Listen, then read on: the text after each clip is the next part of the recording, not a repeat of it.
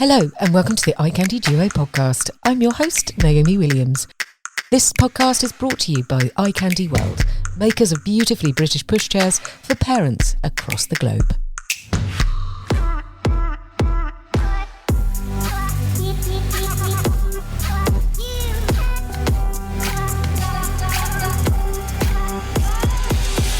We're delighted to be joined on the iCandy Duo podcast by Lisa McGrillis, an actor revered for her roles in household favourites such as Inspector George Gently, Death in Paradise, and more recently, the acclaimed BBC Two sitcom Mum. Lisa is 8 months pregnant and chats to us about balancing motherhood with the performing arts and how she's preparing for her second child. Hello, Lisa. Thank you so much for joining us on the iCandy Duo podcast today. How are you? Hello, I'm thrilled to be here. I'm very thrilled to be here. It's really given me some structure to my uneventful week. Oh, well, you are welcome. Although you did just tell me you're speaking to me from your bed. Yeah, I know. It's just hard for me. In my condition, I need just to be horizontal as much as I can. Well, yeah, because congratulations. You're 8 months pregnant. Is that right? I am. Yeah, I am. I've got, about 4.5 weeks to go. Crikey. So, yes, I am. And I'm sort of doing it a bit solo as well at the minute because my poor husband is stuck in Prague. He's filming out there at the minute. So he because of all of this COVID. I don't know whether you've heard about COVID. But do you know what? I don't know if I have. But he's doing a film out there, and because of all of the insurance and everything, he can't come home. So it's been a really been a long sort of 3 months while he's been stuck in Prague. Oh my goodness. Stuck in Prague. I've heard worst sentences. Well, I don't know. You say that, but Prague's shut. It's completely shut. There's nothing open. He's just sort of in his hotel room. He can't even go out and do any nice social things, really. He's like either at work or sort of stuck in his hotel room. So he's a bit miserable, bless him. He's desperate to come home. So he's going to get home just before Christmas. Oh, that's good to hear. And to be fair, just living out of your suitcase, stuck in a hotel room. It's not very nice. Yeah, it's a bit miserable, really. So he's been out there for 3 months, did you say? So yes, he went out in September, and he got home for 5 days in November, and that's it. Cry. So and normally because he films abroad, he seems to film in Eastern Europe a lot, and he always gets he sort of would fly home for 24 hours. He'd fly home for 12 hours, I think was the shortest amount of time. But so this time, bless him, he's going out of his mind. So he's just but he's also very lucky to be working at the minute, because obviously things are slightly tricky in our industry. Yeah, no, absolutely. The creative industry has really been hit so horrendously hard with this. It really has. Yeah, especially it really has. As you're both within the performing arts as well, so it must. You're obviously you're in the latter part of your pregnancy, so I'm sure working wasn't necessarily on your agenda at this stage. But good for him for still working, because I'm sure there's plenty of listeners as well who are familiar. Maybe they've got a partner that works away a lot, so they're also kind of going through a sort of a similar situation as you are. You've got a 4-year-old son as well, but how are you handling the kind of being on your in effect on your own during this period?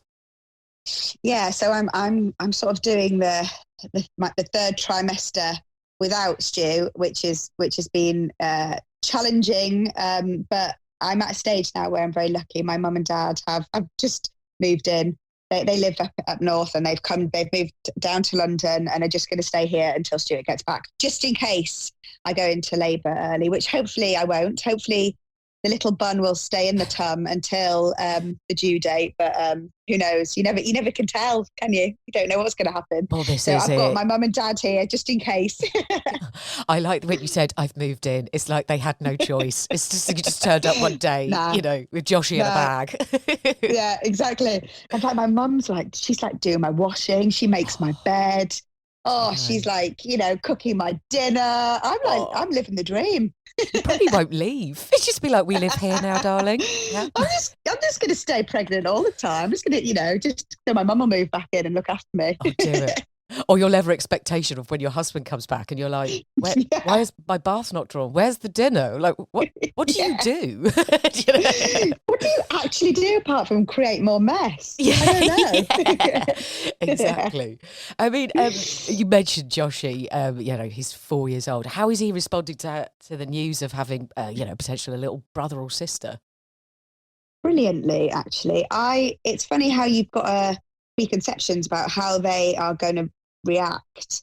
And Joshy has been an only child for the last 4 years, and he, I think he quite likes it. And I was like, oh no, he's not going to be happy about this. But he's actually really excited and really sweet, and really, it's quite nice, the age gap in a way, because we're like little pals now, and we can have like a real conversation about how we're feeling. And so we chat a lot about it. And obviously we told him about 20 when I was 20 weeks. So he's had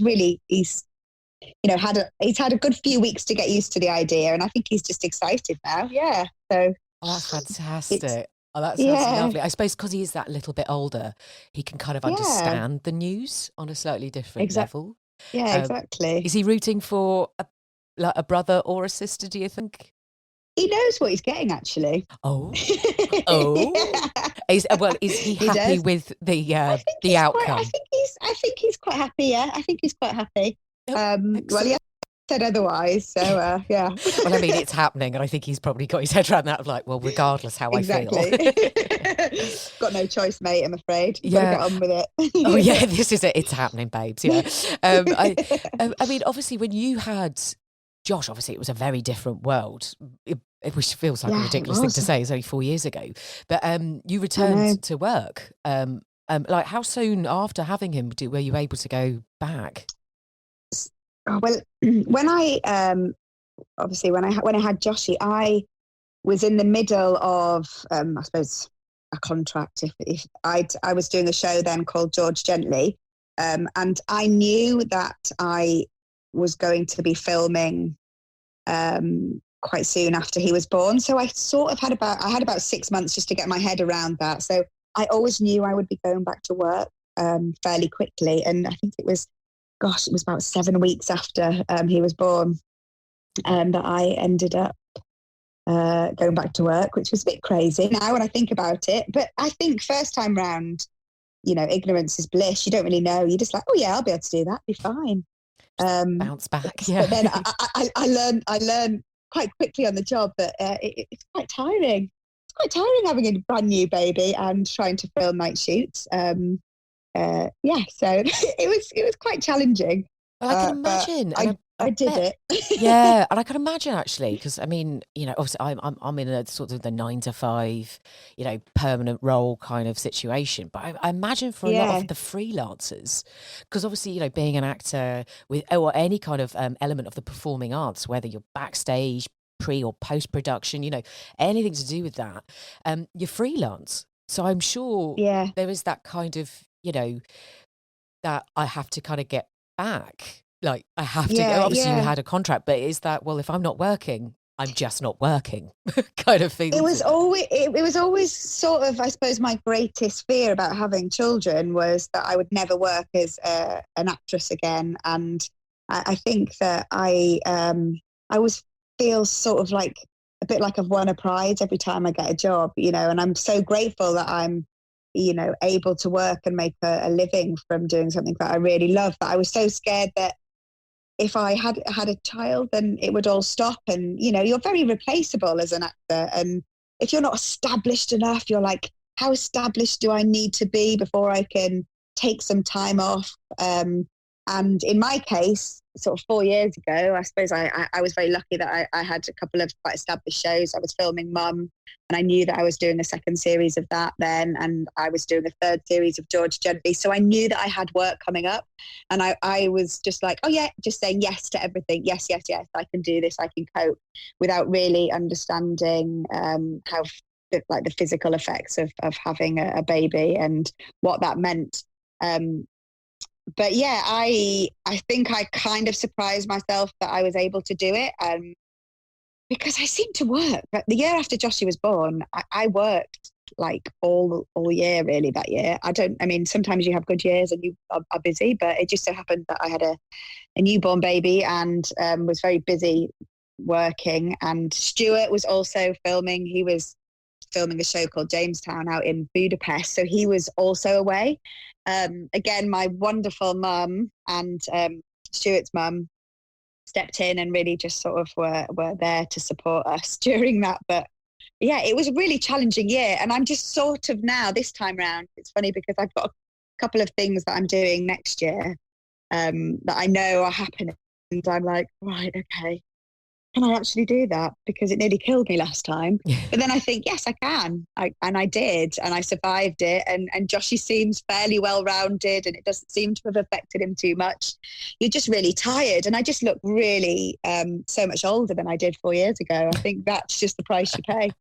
I'm sure that isn't the case. But I suppose in a really weird way, of all years to be pregnant is kind of this year, because obviously the kind of all areas of that kind of the creative and performing arts is basically kind of closed down. Yeah. So which is kind of why we decided to go now. Now is a good a time as any to do it. I was rehearsing a play. I was rehearsing a play that was going to be on at the National when the world shut down. And then obviously the beginning of COVID was just sort of the unknown, wasn't it? And everyone was terrified. And I think we're slowly getting used to this new world that we're living in. But I was like, well, this will be over soon. It'll be over in a few months though. Like maybe we should just try and have another baby. Like, let's just do it, And we were so fortunate that it happened. And here we are now, and the world is opening, starting to sort of wake up again. And well, certainly our industry is. So hopefully it's quite a well-timed baby. Yeah, I was going to say that must have been quite an amusing conversation to listen to, of going, well, I guess it's now then. Do you know what I mean? So should we just do it now? Yeah. Romantic. Obviously my husband was really up for that. So yeah. I mean, how do you find actually within the kind of performing arts world?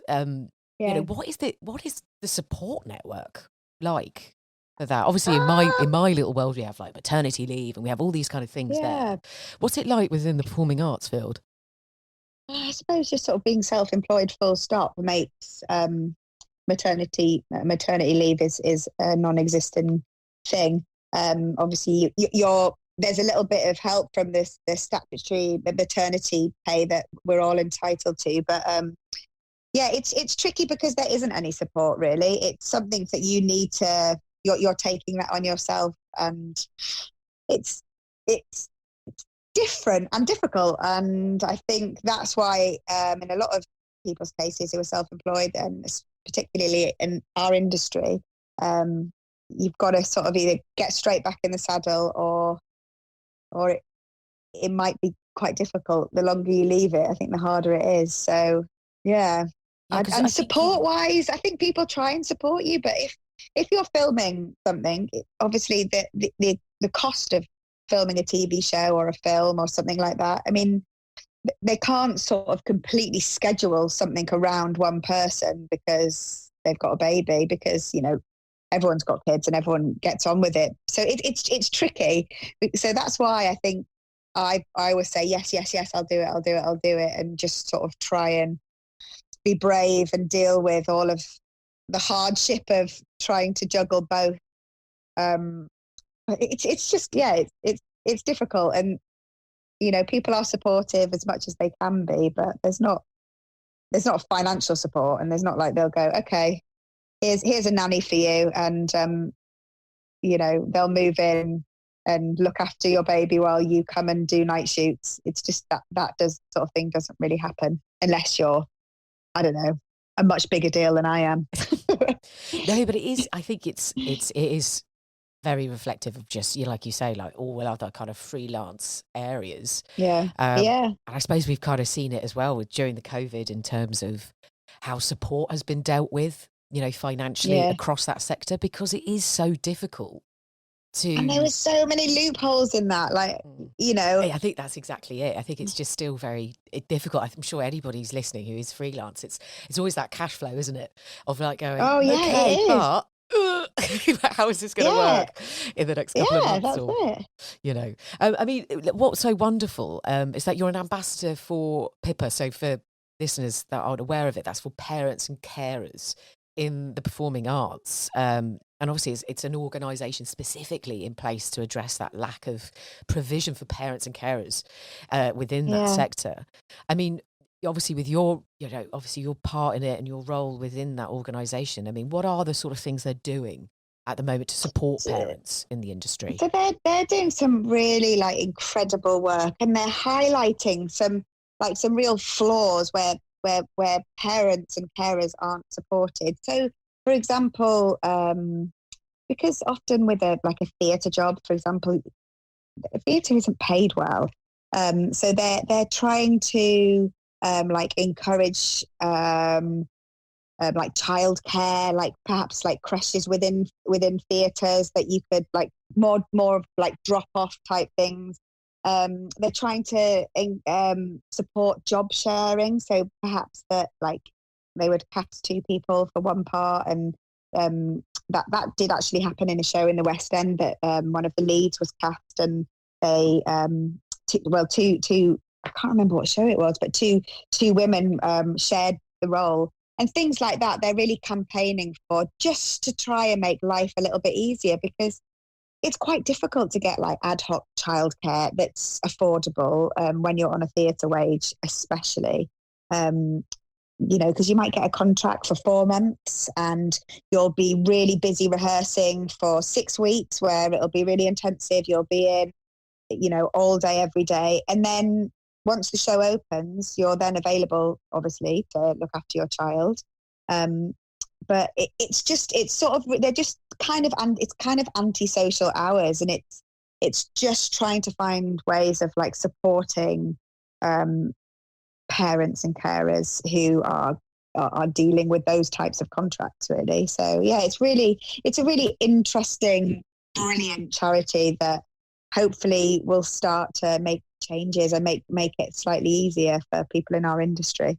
Because I think it's actually, when you were just sort of explaining that, I think a lot, I mean, obviously parents, so I'm sure a lot of fathers would resonate and really kind of be grateful for such an organisation. But I think it's quite an interesting question for women, and I think it's women across various sectors.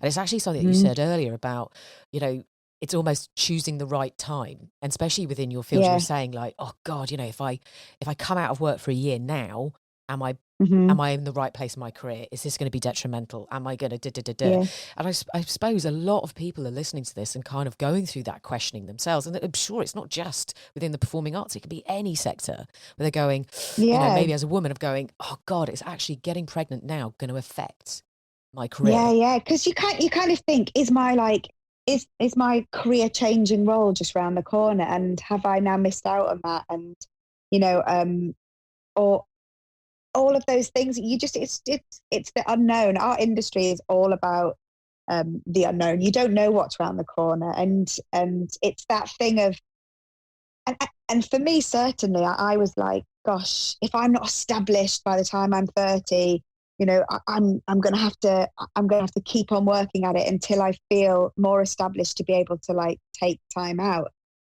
But it just doesn't work like that. Like, I think that if you are an actor, or if you're sort of thinking about having a kid, and you're like, oh, or maybe I just need to wait for the right time, I just feel like you can't do it. You know, you just got to go for it. For me, I was just like, I've got to do this. I want to have a child, and I'm just going to do it. And deal with the work bit as best I can, and hopefully everything will work out, and it generally does. I mean, it sometimes doesn't, but I mean, I just feel like overthinking anything just can make you put the brakes on a bit. And I feel like for me, I was like, oh, I can't really afford to put the brakes on. I'm 38 now. I want to have another baby, and so, you know. Yeah, no, absolutely. I remember so just went for it. I actually remember my mum even saying, look, just remember, no time is a good time. So you just do it. it. There Like, isn't it? I There isn't. put the pause on, which I have to say at the time I was like, thanks, Mum, that's lovely. Like, good to know. Terrible, isn't it? It doesn't matter. It doesn't matter for men, does it? You kind of think they can keep on popping them out until they're 90. But I certainly felt a little bit of the clock ticking. I was like, okay, I need to get a move on if I want to have another one. That decision for yourself is kind of like separate from your career. Just like, actually, me as a woman, do I want this? Yeah. If I do, yeah, exactly. I've got to put the rest of that stuff behind me and just get cracking. Yeah. But yeah, so with the arrival of second babe, pretty much probably due like really early Jan. Do you feel like that kind of now, obviously with the amazing work by, you know, the parent and carers in performance arts organisation, do you feel like you're going in slightly differently now? There's going to be a bit more of a balance between work and life? Yeah, I just feel like I know what to prioritise more this time round. I know what's coming, obviously, because I've lived through it once. So I've got an idea of what's to come. And I just need to, I think, sort of put the baby first and my own mental health and my own sort of health first, really. And maybe let work take a little bit of a second place until I'm more established and feeling more confident to kind of throw myself back into work again. And I'm in a position where I kind of know I've got work in the summer, so I can hopefully take a few months off just to, you know, find my feet again. I'm sure that must be kind of quite a comfort knowing, look, work is on the horizon. I can actually take this opportunity to really put my feet up. Yeah. Well, I say put my feet. Funny. You can tell I don't have kids. You're about to have a newborn when you've got a 4-year-old in the house. Putting your feet up. Come on, Naomi. Yeah, I'm really planning. I feel like as soon as my husband comes home, I'm laying low. he can do all of the other stuff, and I'm just gonna lie down. Well, it was funny. My agent sent me through a casting the other, like a self-tape to do, and I just sort of looked at it, and it was starting filming on my due date, and I was like, oh, do you know what? I think I might just give this one a miss. You know, I'm not sure whether I'll be able to walk, let alone film on then. So yeah, it's funny. So little things are kind of coming in, and I'm looking at the dates, going, nah, not doing that. Nah. Yeah, I think you're justified. Also, your agent be like, darling, look at your calendar. Like, it's like there should be a big sort of cross on that date. Like I can't work. I cannot work. Specifically on that one day. I mean, maybe the day after, one day possibly. I'm busy, yeah. Because I was just going to say, like, what would be your top piece of advice? But I think actually what you just said is actually probably really sound. You know, just listen to your body and take your time, even though if you might have those financial pressures and that kind of work worry, which of course would never go away with being freelance and stuff like that. I think it's just maybe just enjoy the moment. I just feel, it's just not putting too much pressure on yourself. I think it's so easy to put pressure on yourself, and I feel like you just need to take each day as it comes, and you know, and just not get too I was always scared of like, oh, I'm not doing it right, I'm failing, I'm rubbish at this. But actually, you're just sort of working it out each day as it comes. So it's just like, you know, take the pressure off yourself. No, absolutely. And stay inside. Don't go anywhere. Just stay in. Stay in, lie down, get your partner involved, you know. Get someone else to help, like, do your washing. Absolutely. I mean, again, I don't have kids. I don't know if I can use that excuse, but that would be lovely. I would love that. But obviously, like you've mentioned, both yourself and your husband are actors. Do you see anything, a little glint in Josh's eye that he might also be treading the boards at what time in his life? It's so funny. Like he's really into role play at the minute, which is funny because he loves dressing up in different costumes, and that's the way he plays. He's not sort of into Lego or cars or anything. He's just really into role play, and I'm like, oh my God, what have we created? This is all our doing. Pure breed actor, that. role play is the most exhausting type of play, just because, like, he wants to play Jack the Beanstalk. He always cast me as really like, I think he cast me as like Jack's mother or something. I'm like, God, she doesn't really do anything. Oh, sorry, that's weird. My nursery is ringing me. I might have to speak to them. Sorry, just cut off there. No problem. Well, look at this. A mother's life is never. Oh my gosh, I know. They just are they ringing me to say what they're ringing me to say. I'm like, oh no. Oh, but look, honestly, no. If you need to shoot off, I totally appreciate it. I mean, this is it. It's you're a parent. Life doesn't stop. Kids will come when they want to. I love that. When you see it flashing up, you're like, oh no, what's happened? What's he done? It's like, it's ahead of my pickup time. That means he's bit someone. Also, I'm like, shit, was I supposed to pick him up? And I've just left. He's just standing there at the gates waiting for me. Oh, I'm sure that's not the case. I'm sure he's just, punched a kid. I'm sure it's just that. Just a little punch to someone else's kid's face. Yeah, that's all. It'll be fine. Yeah, he's just got in a fight. But actually, anyway, do you know what? A perfect time to wrap up anyway. I think we're almost out of time. But look, thank you so much for joining me. It's been an absolute pleasure. I could talk to you for hours, Lisa. This has been really good fun. It's been so lovely. I could talk about sort of juggling childcare and work till the cows come in. Honestly, it's my main. That would be like my topic of choice. Oh, like your mastermind. Moaning about it. Yeah, exactly. Brilliant stuff. Well, look, thank you so much. And it's been an absolute pleasure talking to you. And lovely chatting to you, Naomi. Take care of yourself. Hopefully Joshy hasn't been too naughty. I know. God, they're ringing me again. I'm going to have to answer. You go, my darling. Thank you so much for joining us. I'll speak to you soon. To find out more information about the topics covered in today's podcast, please go to the iCandy blog page on www.icandyworld.com/ICLife, where you'll find all the relevant links.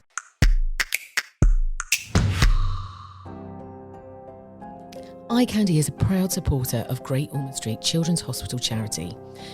COVID-19 means the hospital is facing new challenges and needs more support than ever to continue the life-changing care and research for seriously ill children. If you are able to support GOSH, please head to our dedicated fundraising page on www.justgiving.com/company/iCandy.